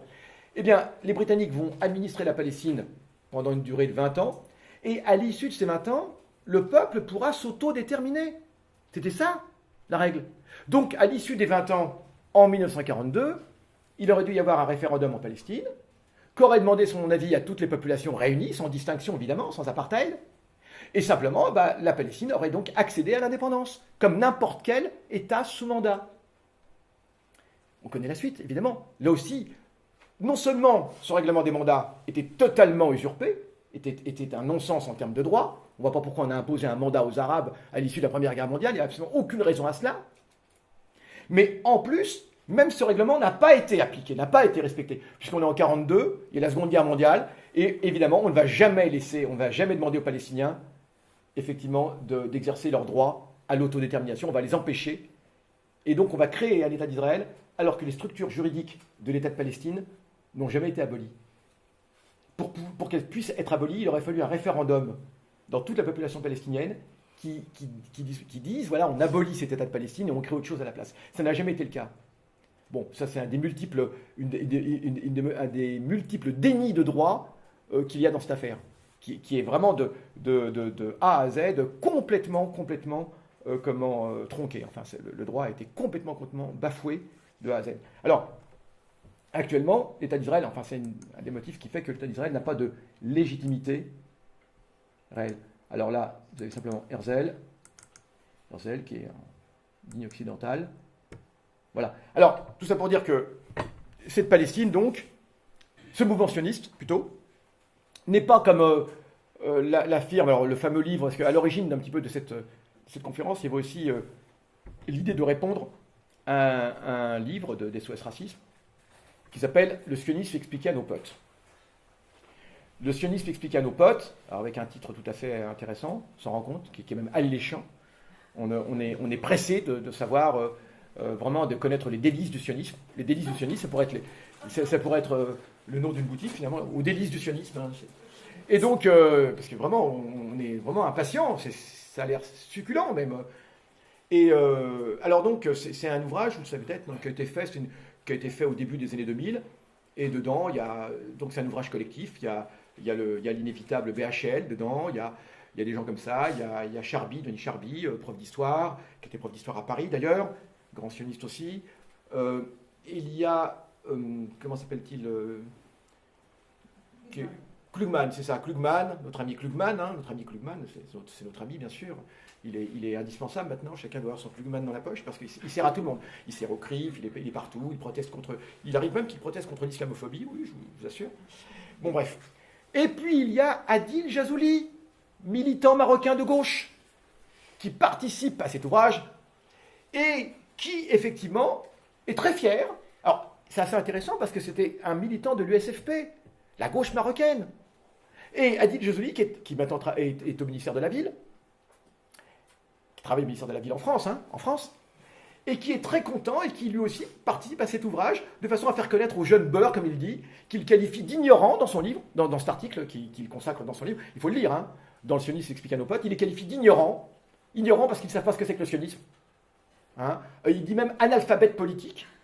Il traite ces jeunes qui sont pro-palestiniens comme ça, selon lui, de façon un petit peu viscérale. Il les traite d'analphabètes politiques. Non, mais il a des mots extrêmement tendres pour quelqu'un qui travaille au ministère de la Ville. C'est bien, ça fait plaisir. Nous sommes entre de bonnes mains. Et donc, du coup, bah voilà. Et c'est fabuleux. Donc, c'était aussi une tentative. Alors, les arguments sont tellement médiocres et sont tellement, au plan historique, tellement débiles que c'est même pas la peine de reprendre. Mais l'argument principal, alors, il y a aussi Elie Barnavi dedans. Vous connaissez tous, qui a été donc ambassadeur d'Israël en France. Et voilà. Et l'argument est tout simple, c'est le mouvement sioniste, c'est un mouvement nationaliste comme tous les autres, un mouvement de libération. Tous les juifs, tous les peuples de la terre ont droit à leur nation, premièrement. Deuxièmement, les juifs constituent une nation. Donc les juifs ont le droit de se constituer en nation. Or, je vais vous dire une chose. Ça n'est pas notre affaire. Si les juifs veulent se constituer en nation, ça les regarde. Donc je pense qu'il faut toujours éviter de rentrer dans cette... Parce qu'une nation est toujours artificielle de toute façon. Et on peut créer une nation à partir de n'importe quoi, n'importe où. Même sur Mars, si c'est possible. Oui, la nation est quelque chose de très, très récent dans l'histoire. Ça a à peine 2 siècles. L'idée de nation. Et donc, il ne faut jamais, à mon avis, enfin, il y a un écueil à éviter, c'est de rentrer dans l'histoire. Est-ce que c'est un peuple? Est-ce que c'est pas un peuple? Une nation? Ça ne nous concerne pas. Nous, ce qui nous concerne, c'est qu'on n'en a rien à faire, mais jamais en Palestine. Où ils veulent, sur Mars, sur la Lune, n'importe où. Mais la Palestine, c'est autre chose. On n'a pas le droit d'occuper la terre d'un peuple, quel que soit le projet. Donc c'est aussi simple pour répondre, parce que c'est un piège. Parce que dès l'instant où on commence à vouloir leur répondre en disant « Non, les Juifs ne constituent pas un peuple », je pense qu'il n'y a pas de peuple juif en tant que tel, mais en même temps, il y a une communauté culturelle, etc. Mais ça ne me regarde pas, à la limite. J'ai pas envie d'entrer là-dedans. C'est un faux débat, à mon avis. C'est un faux débat où on risque de s'enliser, en plus. Le véritable débat, c'est qu'est-ce qui donne l'autorisation à quelqu'un de prendre la terre d'un peuple, quel que soit le motif. Quel que soit le motif.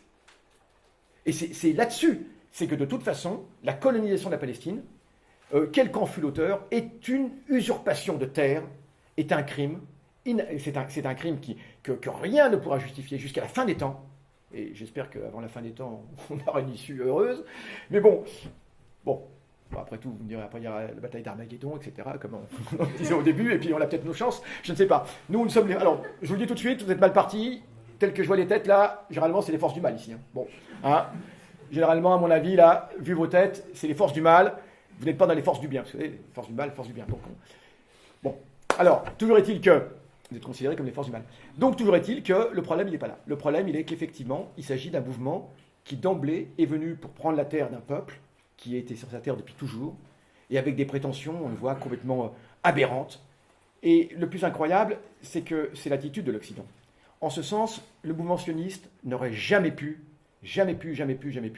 réussir sans l'énorme soutien, non seulement l'énorme soutien, mais l'action des puissances impérialistes, qui en même temps, eh bien, on va s'en rendre compte davantage, on s'en rendra compte davantage, même encore avec la seconde partie plus tard, le 9, eh bien, va réellement se débarrasser de ces populations juives ainsi. Donc c'est aussi le fruit de l'antisémitisme européen. Le sionisme est le fruit du nationalisme et du colonialisme européen, tout imbu de cette pensée de supériorité occidentale, mais c'est aussi le fruit de l'antisémitisme européen. Et d'ailleurs, on le voit bien actuellement, puisqu'on voit bien comment le gouvernement israélien joue à chaque fois sur les peurs, sur le fait de faire peur aux Français de confession juive, pour les inciter à partir, etc. Et à chaque fois, il envoie des émissaires. Vous savez que c'est le cas actuellement. Le prochain réservoir, c'est la France. Parce que la France, c'est très tentant pour le mouvement sioniste. C'est très tentant pour le mouvement sioniste, la France, parce que c'est une population sioniste, c'est la deuxième population sioniste la plus importante au monde. après les États-Unis. Il y a aussi, il y a encore des juifs en Australie, il y a encore des juifs, mais c'est vraiment la France. Et donc, du coup, il est très important pour le gouvernement israélien de faire venir des éléments blancs, parce qu'évidemment, bon, il y a d'autres juifs un peu partout dans le monde, hein, il y en a même en Inde, etc., paraît-il, mais bon, c'est pas terrible, hein, c'est pas des blancs, quoi. Bon, alors donc, par contre, en France, c'est bien, c'est un bon matériau, et donc voilà. Donc voilà un petit peu où on en est. Voilà, ça, ce sont des rebelles palestiniens en 36-39 toujours, c'est la guérilla palestinienne, donc c'était une guérilla qui se faisait par tous les moyens possibles. Voilà, on a encore ces photos d'illustres combattants. Que sont-ils devenus? On peut se poser la question, que sont-ils devenus? Et surtout, il faut savoir que beaucoup vont ensuite rempiler, si je puis dire, après la Seconde Guerre mondiale, malgré tout, puisque là encore, ils vont essayer de se reconstituer au cours de cette... mais c'est une autre histoire, j'ai pas envie de déborder. Au cours de cette fameuse guerre de 47-48, qui est ignorée. On connaît la guerre de 48-49 entre Israël, nouvellement créé à partir du 15 mai 48, et les États arabes, mais tout le monde ignore le principal, qui est la première guerre entre les Palestiniens seuls et les sionistes, et qui se déroule entre décembre 48 et le 15 mai 1948. Entre décembre 47, pardon, et le 15 mai 1948. Voilà. Et donc, un certain nombre de ces combattants vont reprendre le flambeau, notamment Abdelkader al-Husseini, qui va périr d'ailleurs, qui mourra à cette occasion. Et c'est sa mort qui va surtout être le plus démoralisant. Alors, là, c'est une pièce de monnaie de Palestine, toujours, 1927, écrite dans les 3 langues, vous voyez, arabe, anglais, hébreu, à l'époque où les Anglais voulaient enfin, disons, continuer avec cette fiction d'État d'État tricéphale, hein, donc arabe, britannique et hébreu, enfin, voilà. Mais bon. Et donc, du coup, alors là, ça c'est intéressant. Voyez-vous. Que voyez-vous là? C'est complètement en faux semblant. C'est des sionistes arabes. Voilà, ce sont des sionistes, mais habillés en arabe. Alors pourquoi? Parce qu'au départ, alors là, c'est assez intéressant. On en parle souvent entre nous, parce que c'est un symptôme, on va dire, blanc occidental. C'est l'idée d'être plus indigène que les indigènes. Et on a vu ça, il y a un film qui, bon, on le dit souvent pour rigoler, mais c'est vrai que c'est tout à fait sérieux. Il existe un film qui s'appelle Danse avec les loups, que vous connaissez peut-être, qui est vraiment l'archétype de cette volonté du blanc d'être plus indigène que l'indigène. Qu'a-t-on dans ce film? On a un blanc, Kevin Costner, qui prétend être meilleur indien que les Indiens. Hein, vous vous souvenez?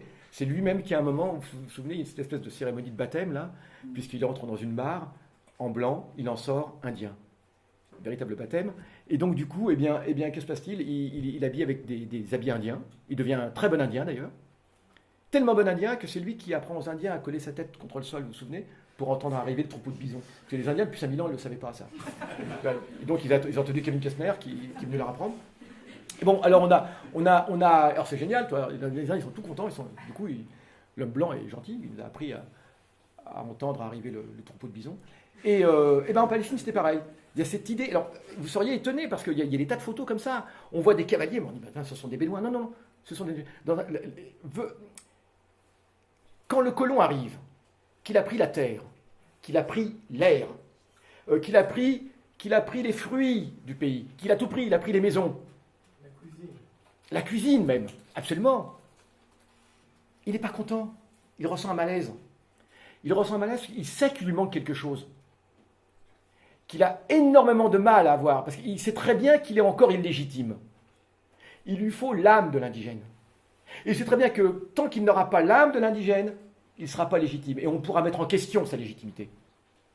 Et là, c'est une façon d'essayer d'avoir l'âme de l'indigène. Vous voyez? On s'habille comme lui. C'est extraordinaire. C'est extraordinaire. Et on a ce mouvement également aux États-Unis.